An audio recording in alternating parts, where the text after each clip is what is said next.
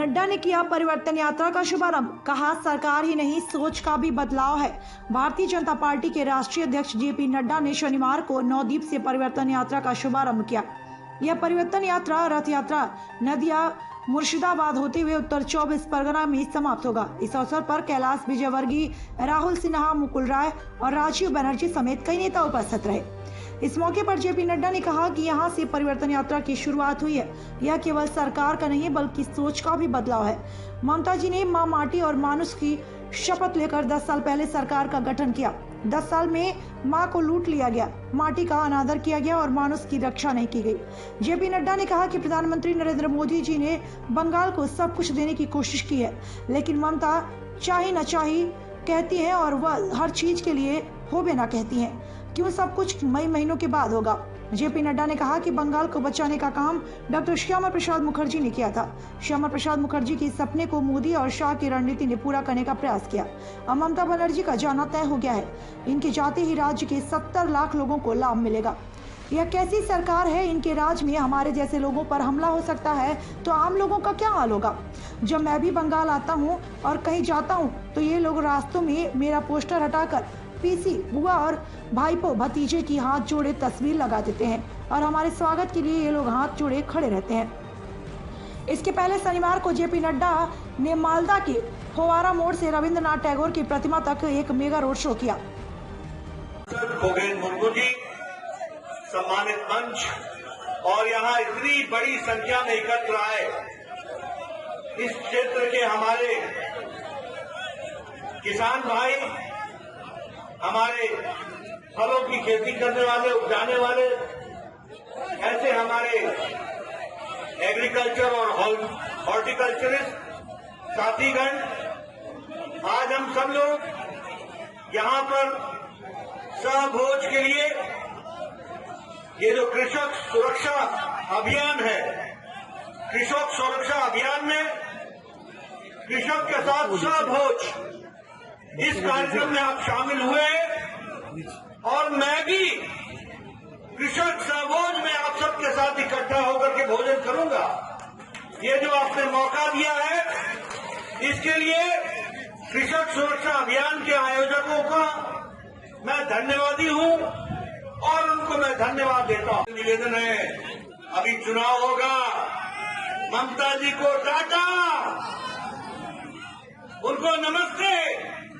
मैं आजकल देखता हूं, जहां जाता हूं मुझे पीसी और भाईपो दोनों की तस्वीरें मिलती। पीसी और भाईपो दोनों की तस्वीरें, हर कोई हाथ जोड़ के खड़ा है, हर कोई हाथ जोड़ के खड़ा है, उनके पोस्टर मिलते हैं। ममता जी, बंगाल की जनता ने आपको नमस्ते करने का तय कर लिया है, ये बात आप समझ लीजिए। भाईपो को नमस्ते करने का तय कर लिया है। वो चाल चोर कौन है? बोलो, त्रिपाल चोर कौन है? कौन है त्रिपाल चोर? टोलाबाजी कौन कर रहा है? ये मैं नहीं कर रहा, ये आप कह रहे हैं किसान भाई। मित्रों, अगर हम मोदी जी की बात करें तो एमएसपी का लागत का 1.5 गुना तय किया मोदी जी ने हम लोग को देने को। उसी तरीके से एग्रीकल्चर के इंफ्रास्ट्रक्चर के फंड में 1500 करोड़ रुपए सैंक्शन किए और 3 प्रोजेक्ट सैंक्शन किए। ये जो मैं अभी आया तो यहां मैंने देखा कि यहां ये जो शहद है उसको पालन करने का कार्यक्रम किया गया है। उसके लिए राष्ट्रीय शहद हनी मिशन, इसको भी मोदी जी ने आगे बढ़ाने का तय किया है और आने वाले समय में बंगाल का किसान उसका लाभ उठा सकेगा। ये मैं आपको बताना चाहता हूं कि 10 जनवरी को कृषक सहयोग और सुरक्षा अभियान, इसकी शुरुआत मैंने की थी और हमने कहा था कि लगभग 40,000 ऐसे हमारे ग्राम सभा में ये कार्यक्रम होंगे। मुझे खुशी है कि आज 35 लाख किसान इस कृषक सुरक्षा अभियान से जुड़ गए हैं। उनको मैं बधाई देना चाहता हूं। मुझे खुशी है कि लगभग 33,000 ऐसे गांवों तक हम पहुंच पाए हैं और लगभग 30,000 हमारे ग्राम सभा, कृषक ग्राम सभा हो चुकी है। इस तरह के कृषक सहयोग सुरक्षा अभियान में कृषक साभोज का कार्यक्रम हुआ है और आने वाले समय में हम 40,000 तक पहुंच जाएंगे। मित्रों, अगर मैं बात करूं तो पश्चिम बंगाल में ममता दीदी ने किसानों के साथ बहुत बड़ा अन्याय किया, बहुत बड़ा। प्रधानमंत्री जी ने किसान सम्मान निधि में एक साल में 2,000 की किश्त 3 बार यानी 6,000 रुपए किसानों के सम्मान में, उनको दैनंदिन में खड़े होने में, उनको किसान की दृष्टि से बीज खरीदने में, अपनी मिट्टी को ठीक करने में और किसान अच्छे से खड़ा हो सके, इसके लिए सम्मान निधि देने का तय किया। साहब में आपके साथ शामिल होंगे। मुझे मालूम है कि आप लोग साहब के लिए बैठ गए, मेरा इंतजार कर रहे हैं। मैं अभी आप लोगों के साथ शामिल होऊंगा, लेकिन आपको मैं प्रण दिलाता हूं और प्रण करता हूं कि मोदी जी के आशीर्वाद से और उनके ऊपर आप आशीर्वाद देंगे, आप बंगाल में कमल खिलाएंगे और उसके बाद बंगाल का विकास पूरी तरीके से होगा, किसानों का विकास होगा। आप सब लोगों ने जो गर्मजोशी दिखाई है, मैं चाहूंगा कि कैमरा वाले दिखाएं किस तरीके का हर्ष उल्लास यहाँ देखने को मिल रहा है, किस तरीके से लोगों ने, किसानों ने मेहनत से अपने स्टॉल लगाए हैं। उनका मेहनत बर्बाद नहीं जाएगी, उसको मोदी जी कामयाब करेंगे, कमल खिलेगा, वेस्ट बंगाल का, पश्चिम बंगाल का विकास होगा, किसान का विकास होगा। ये मैं आपको बताऊंगा। मैं आपका ज्यादा समय न लेता हुआ पुनः आपसे आग्रह करता हूं, यही जोश बना रहे और हम सब लोग आगे बढ़े। इन्हीं शब्दों के साथ बहुत बहुत धन्यवाद।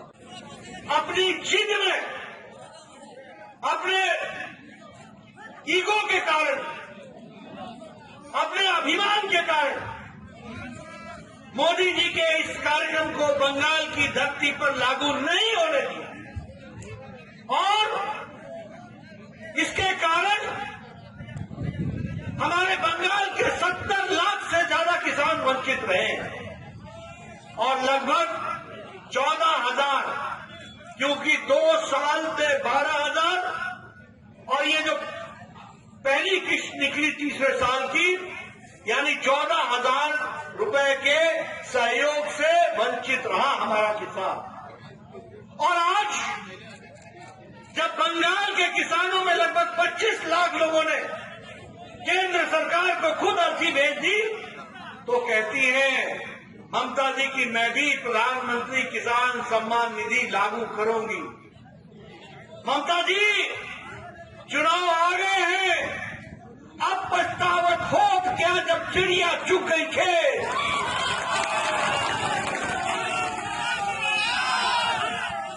अब तो हम जब बोलते हैं तो सामने से नारे लगते हैं जय श्री राम से लेकर सारे रास्ते। मैं सिर्फ ऐसे हाथ हिलाता था, उधर से कहते थे जय श्री राम। और ममता जी को इतना गुस्सा क्यों आता, क्यों गुस्सा आता? अरे किसानों की सेवा की होती तो यह दिन देखने को नहीं मिलते। उसी तरीके से आज हमारा किसान, हमारा गरीब, हमारा मजदूर, जो आर्थिक दृष्टि से उसको सहयोग मिलना चाहिए था, बंगाल 29 स्थान में 24वें स्थान पर खड़ा है। यह परिस्थिति लाकर के ममता जी ने खड़ी की। यहां इरिगेशन की फैसिलिटी नहीं है, सिंचाई की व्यवस्था नहीं है, यहां स्टोरेज, अनाज को रखने की व्यवस्था नहीं है। प्रधानमंत्री जी ने आत्मनिर्भर भारत में 1 लाख करोड़ रुपए दिया है ताकि किसान अपने बारे में विकास के लिए खुद सोच सके। और अभी प्रधानमंत्री जी ने पिछले महीने ये किसान के लिए रेल, ताकि हमारा जो प्रोडक्ट है, हमारा जो उपज है, वो रेल के माध्यम से बिना किसी रुकावट के पहुंच सके, इसकी व्यवस्था की है। और 100वां रेल जो चलाया वो संगोला महाराष्ट्र को शालीमार वेस्ट बंगाल से उसका भी श्री गणेश किया है। यहां से हमारा माल सीधे महाराष्ट्र तक जा सकेगा, यह व्यवस्था की गई है, इसको हमको समझना चाहिए। मित्रों, अगर हम बात करें पैडी के प्रोक्योरमेंट की, तो हमारे ध्यान में आता है कि 64,000 करोड़ रुपए उसके ऊपर खर्च हुआ है। उसी तरीके से माइक्रो इरिगेशन फंड में नाबार्ड की तरफ से 10,000 करोड़ रुपए की व्यवस्था की गई है। और उसी तरीके से यहां पर हाईवे के माध्यम से वेस्ट बंगाल में 665 किलोमीटर का हाईवे का काम 25,000 करोड़ रुपए की लागत से बन रहा है, जिससे एक तो ईस्ट कोस्ट कॉरिडोर जो खड़गपुर से लेकर के विजयवाड़ा तक जाएगा, और ईस्ट वेस्ट कॉरिडोर जो भुसावल खड़गपुर से होते हुए दानकुनी तक आएगा, ये रास्ता बनेगा तो किसान के विकास के लिए, उसके उपज के लिए एक आर्थिक विकास की एक नई कहानी लिखी जाएगी। ये हमको समझना चाहिए। আমাদের সৌভাগ্য যে আমাদের মতো সাধারণ কৃষকদের সঙ্গে দেখা করতে এবং একসঙ্গে বসে খাওয়ার জন্য তিনি এসেছেন। সেই জন্য আমি পশ্চিমবাংলার সমস্ত কৃষকদের তরফ থেকে মাননীয় নড্ডাজিকে সশ্রদ্ধ প্রণাম, নমস্কার এবং অভিনন্দন জানাচ্ছি।